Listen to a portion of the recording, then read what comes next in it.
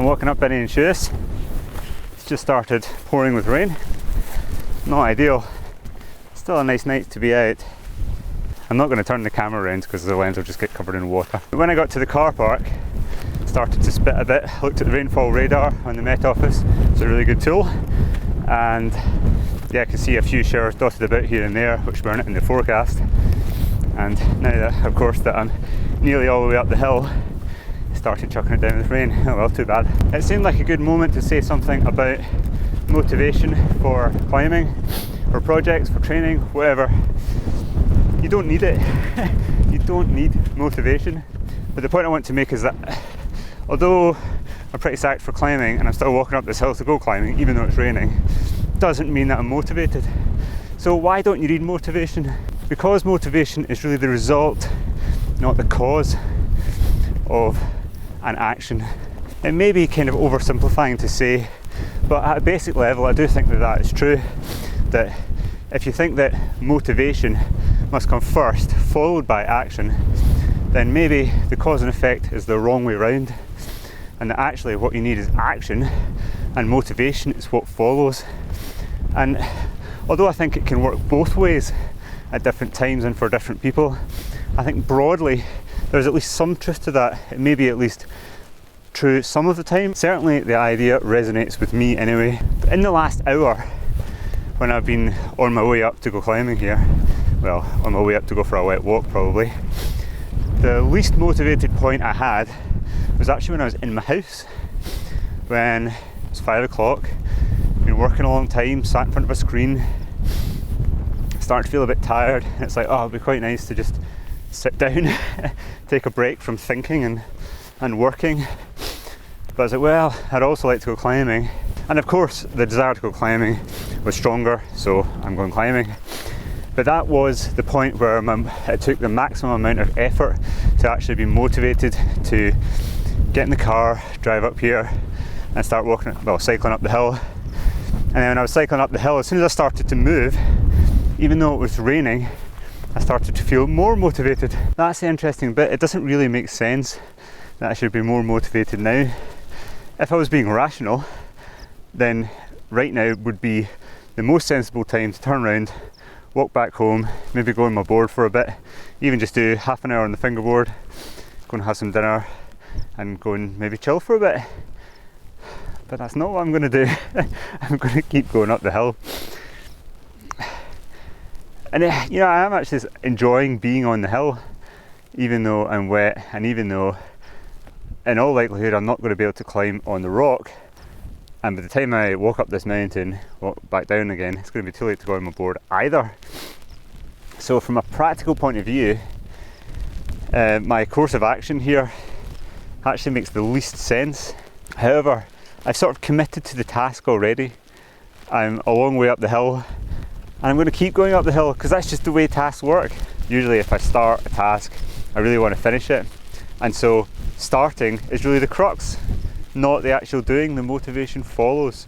So that's me at the top of the hill. It's not improved much. It has stopped raining, but the rocks are all soaking wet. I'm just going to take a look at the Met Office and see if there's any more rain on the way. So that's the bugger that just hammered us a minute ago.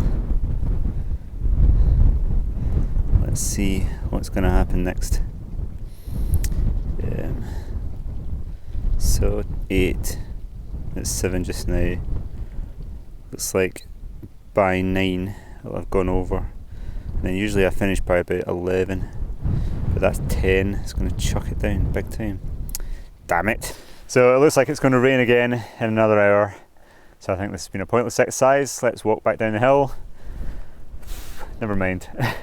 So you might think, well, as I was walking up there and I was saying, well, action comes first, followed by the motivation. So I've had the action, and is this really motivating? Coming all the way up here and it's not been able to climb at all?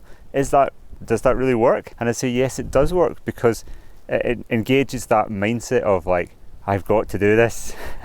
I can't let this go. That's what you really need for breaking barriers in your own sport or whatever it is, learning anything, or especially doing climbing projects.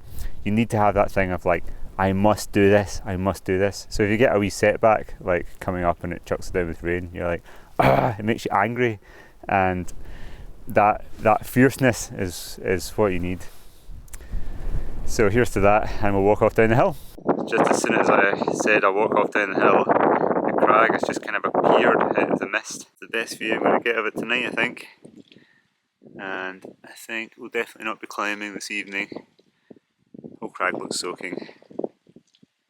Well, it looks very atmospheric anyway. It's such a brilliant place, this. So it's the following night now, and I'm back in my climbing wall. It's been another kind of wet, showery day today. I just wanted to add a little bit to what I was saying on the hill yesterday when I was getting very wet. By the way, when I came home, it was rather late and I didn't do any training, just went to bed.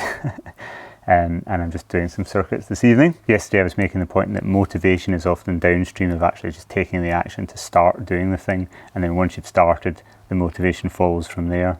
And really the crux of it is just actually taking the first step to get in the car, walk out the door, whatever. I was thinking about it later and it reminded me of something I said in a previous episode when I was actually talking about making your own climbing wall a nice environment. I was saying that in order to be motivating, the place has to be inspiring. But really I was just saying the same thing in a different way there.